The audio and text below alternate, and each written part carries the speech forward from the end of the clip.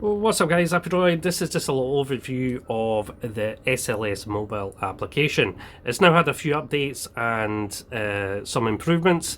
I'm going to basically go into depth later on how that works, but this is just a general overview of how the app works, what's intended for, and stuff like that.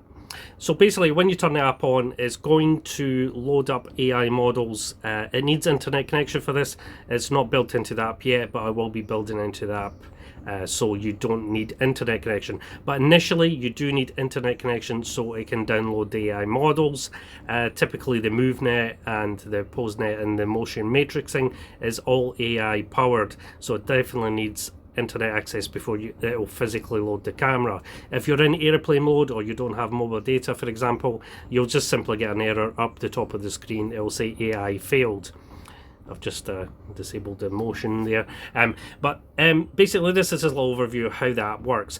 As you can see, I'm pointing at my computer monitor. I'm going to show you what it's pointing at.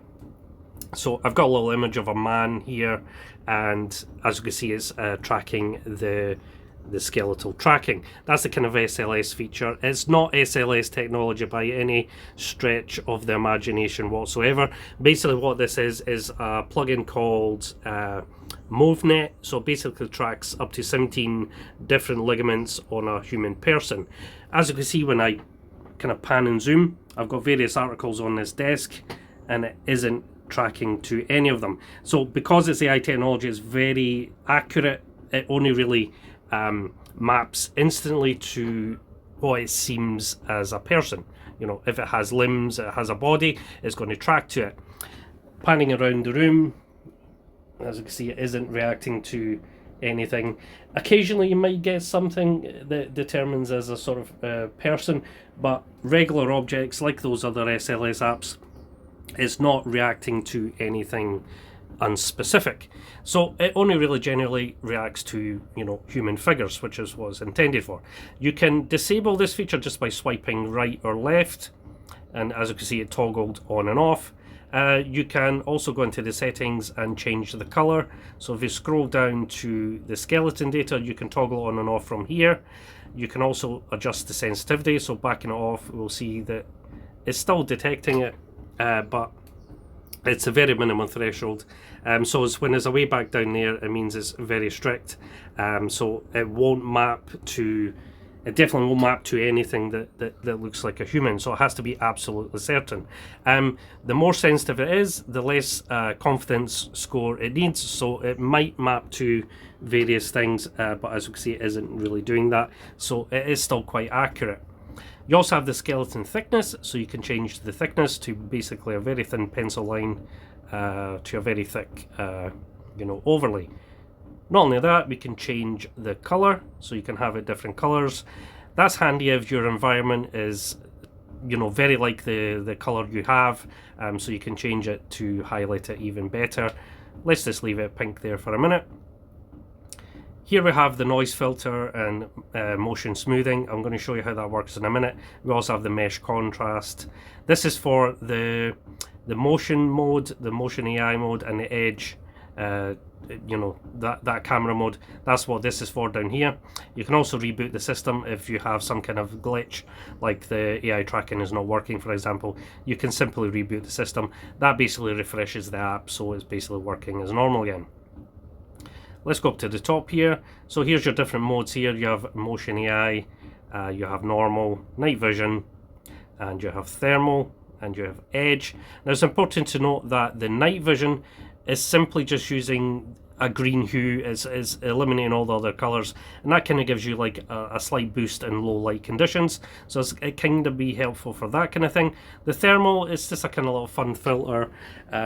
It's not real thermal by any means, a stretch of the imagination, but it kind of gives a thermal kind of look, which is quite cool. The edge motion, the edge mode is it just kind of wire meshes round, objects and stuff like that. If you were standing in front, for example, it just puts a little mesh around everything. It's a kind of cool little view. You can also change the color of this if you go back down to the bottom. So you can then go to the motion edge hue and you can change the color that you want. I just typically keep on green because it's the most visible to your eyes, stuff like that. If you have it on blue, for example, it's quite hard to see. So I would probably recommend just keeping it on green, but that option is there if you wish to change it. You can also change the contrast. As we see, we can kind of fade it out, or we can make it more visible, like so. Typically about 50% is the default setting, so I just tend to leave it there. You also have this effect called motion smoothing. Now what this does is it kind of smooths off the, when you move around and stuff like that. You can add like a little trail, so it's kind of helpful if you wish to see the trajectory of motion that's picked up. Not really useful in this mode, but in let me show you, in the AI motion mode, it's a little bit better. It adds a little bit of smoothing instead of it instantly fading to black. It has some kind of trail effect. So if I was to put my hand in front of it, let's just close this setting. So as you can see, it leaves like a little trail. So if something flew past there, you'll see like a little trail. So that's kind of cool as well. Now the update for this is I have added touch gesture, so we can then swipe up to change the camera modes, like so. And we can double tap, which will change the view to the facing camera. That's now me you're seeing. Double tap to switch back. And we can also enable or disable the stick figure tracking as well, just by swiping left or right. So left, right, up and down changes the camera modes, left to right disables the stick figure, and double tapping flips the camera.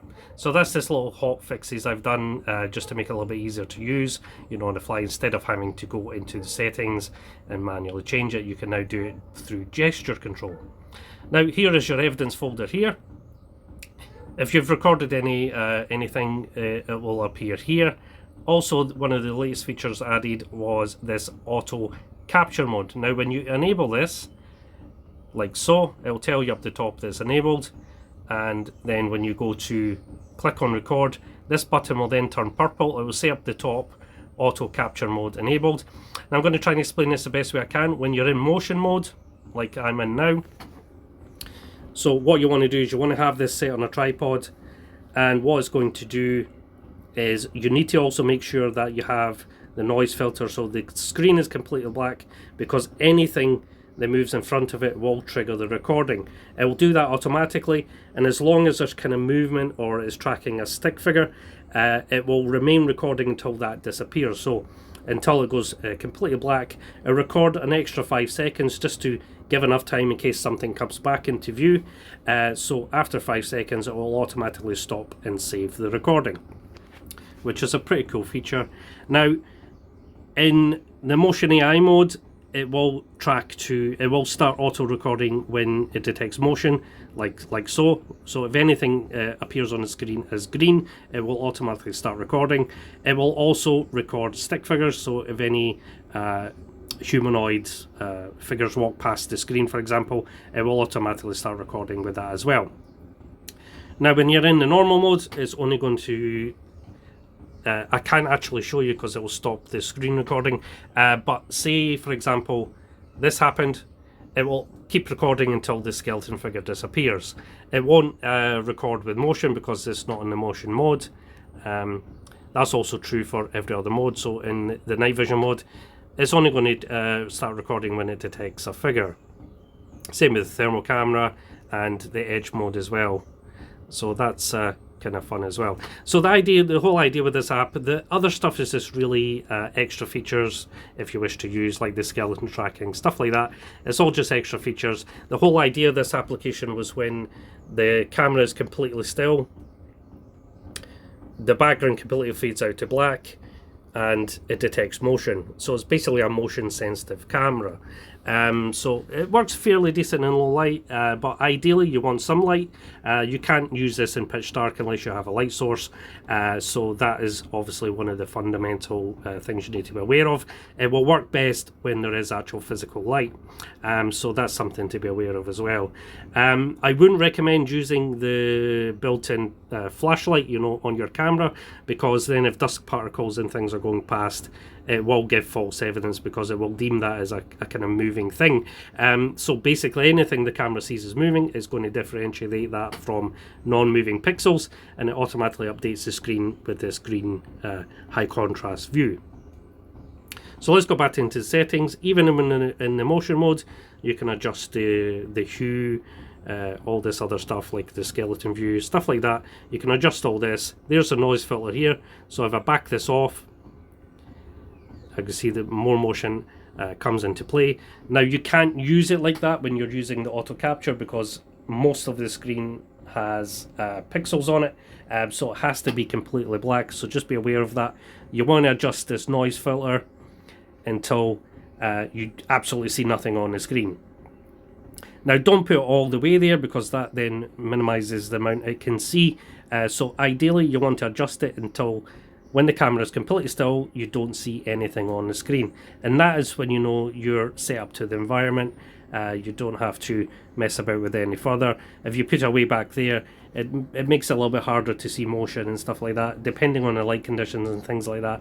But typically this setting, what you want to do is make sure that you don't have anything on the screen when the camera is completely still.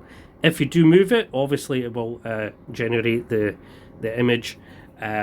So that's when you know it is actually physically working. But if I put this down and don't touch it at all, I'm going to close this camera view, the settings. Now obviously making any kind of vibrations and stuff like that, it will, as you can see, it is showing on the screen. That's because it's detecting the pixels as motion. So as you can see, I do have the trail on. I'm going to switch that off so you can see a little bit easier. So that is the motion smoothing. You can turn that down so it's more of an instant thing, but if you want to see the trajectory of the motion, you can have it on just a little bit. So that's it completely black, as you can see, and if I put my hand in front of it, you can then see the motion clearly. And that's its whole intended purpose. If anything moves in front of that camera, you're definitely going to see it. And that was the whole point of it. So that's the main feature of this app, is the Motion AI mode, and that's how it was developed. It also has a SLS kind of stick figure tracking thing as well, and it's not overly sensitive. As you can see, it isn't mapping to plug sockets, things on the desk like pens and things like that. It's not overly stimulated, so it is basically going to track to humanoid figures, and that is it. So basically that's it, guys. I'm going to leave it there because this is already 12 minutes long. I'm waffling on here, and I'm sure you're all very bored at this point. It's just a kind of overview of all the features in the app. If you wish to find out more about the features, it is mentioned in the system manual here. So just it gives you a little introduction, how to use the settings, blah blah blah. All that kind of fun stuff is in here too. There's also the support page here. If you click on this link, it takes you to my website for the support page. If you wish to support or donate or help with the production costs, things like that, you can do that as well. It's also worth mentioning that this app is 100% free. There's no paywalls. All the features are available to you right away. There is no adverts. There's no monetary nonsense in here, so you're not going to get bombarded with adverts or, you know, nag screens to update and purchase and things like that. It's completely free for you to use, and it's designed as an experimental tool, an exploration tool. I'm not saying that this is paranormal in any way, shape or form. It's just ideas that I had put into app form, and hopefully you guys find it useful. Anyway guys, I'm going to leave it there, and I shall catch you guys in the next one. Bye for now.